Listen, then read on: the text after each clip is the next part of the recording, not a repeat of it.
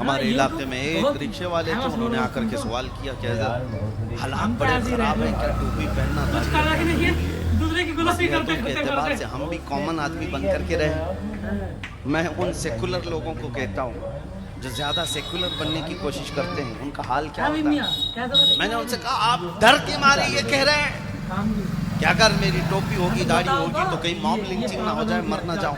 میں نے کہا آپ یہ لکھ کر کے دے دیں کہ یہ سب ہٹانے سے دنیا تمہیں کبھی نہیں چھوئے گی اور اسرائیل علیہ السلام کبھی تمہارے پاس نہیں آئیں گے، لکھ کے دے سکتے ہو؟ کہا نہیں، موت تو آنی ہی ہے، موت تو کبھی بھی آئے گی۔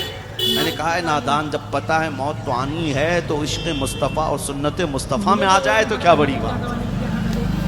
آج سے 2 سال پہلے جنوب ہند سے لاک ڈاؤن کا زمانہ تھا، جب ایک کتا بھونک رہا تھا حضور کی شان، نبی پاک صلی اللہ تعالیٰ علیہ وسلم کی توہین کر رہا تھا، اور اس کی توہین کو کوئی مسلمان نہیں برداشت کر سکتا، کوئی نہیں برداشت کر سکتا۔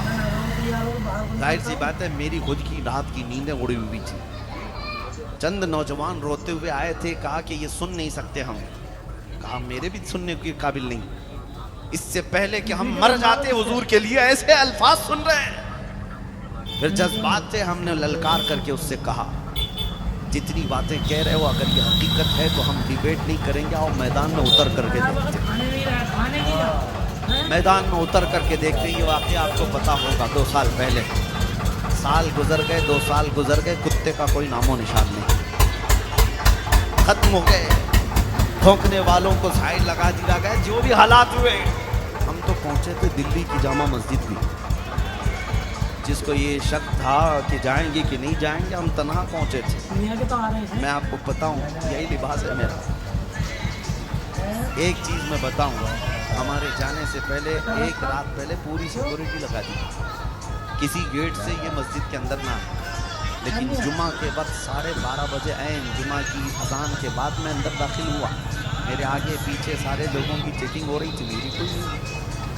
ہم تو پہلی صف میں جا کر بیٹھ گئے تھے جمعہ کے بعد، اس کے بعد کھانے والے، لیکن میں یہ صرف تجربہ بتا رہا ہوں آپ، حضور کے لیے اگر کھڑے ہو تو اللہ کی مدد کیسے ہو۔